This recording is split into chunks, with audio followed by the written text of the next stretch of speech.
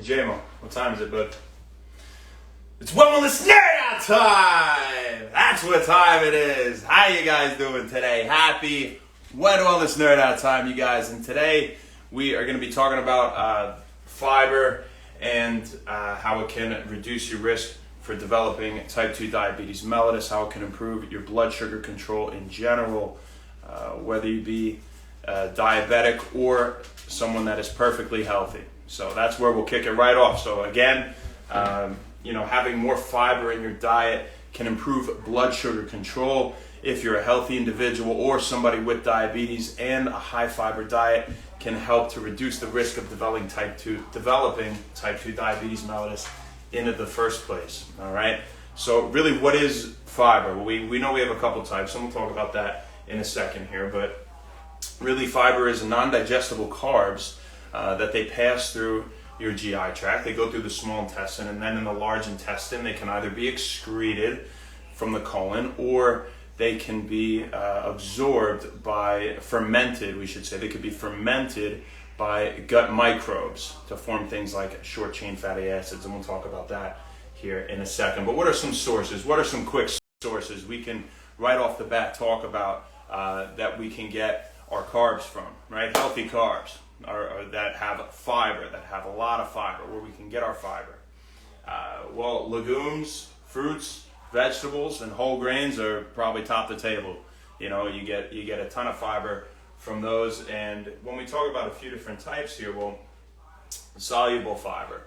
So, what is soluble fiber? Well, soluble fiber is dissolved into this gel that, picture a gel passing very slowly through the GI tract. And this slows the digestion and the absorption of carbohydrates in the GI tract, right? Not to mention that this soluble fiber can be fermented by gut microbes to form short-chain fatty acids. And so what's good about short-chain fatty acids? What do they do for us? Right, well, short-chain fatty acids, they can serve as an energy source for our colon cells. They can reduce inflammation, right? Short-chain fatty acids also maintain the structural integrity and the intestinal wall, we could say, right? And that's just a few quick ones. And when we talk about insoluble fiber, right? So, also short-chain fatty acids are involved in mucus production in the gut, right?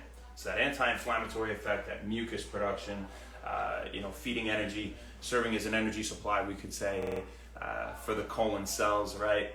And maintaining the structural integrity of the intestinal wall and barrier, right?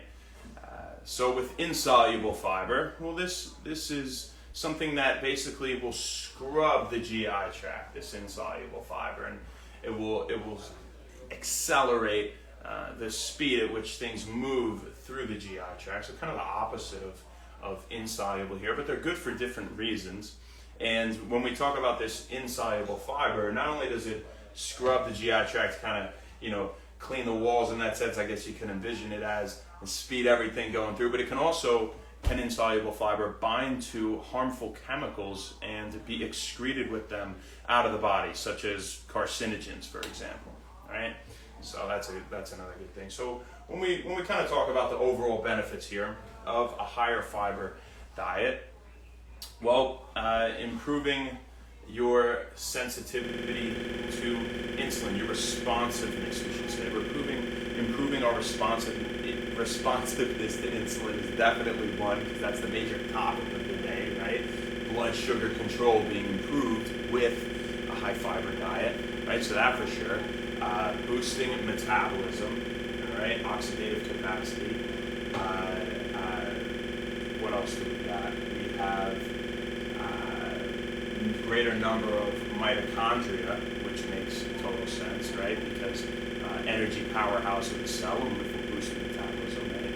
We have less intramuscular fat deposits, so less fat deposits in our muscles with a higher fiber intake, right, daily. And of course, we get more short-chain fatty acids, which we said is a great thing, right? because of all those awesome benefits that we just said and what it'll do for your gut. So don't think it's just something passing through your body doing nothing. Who do we got on here? Marco Librahan, how you doing? Thank you for hopping on. And Judith, how you doing? I hope you're having a great day. Thank you for tuning into Wend Wellness. I hope you all got something out of it. And thank you very much. That's all we got for you today. Go get some fiber and improve your blood sugar control, whether you be healthy, diabetic, or if you just want to reduce that risk of developing type 2 diabetes mellitus. So have a great rest of your day, you guys. Thank you so much. Happy Wend Wellness.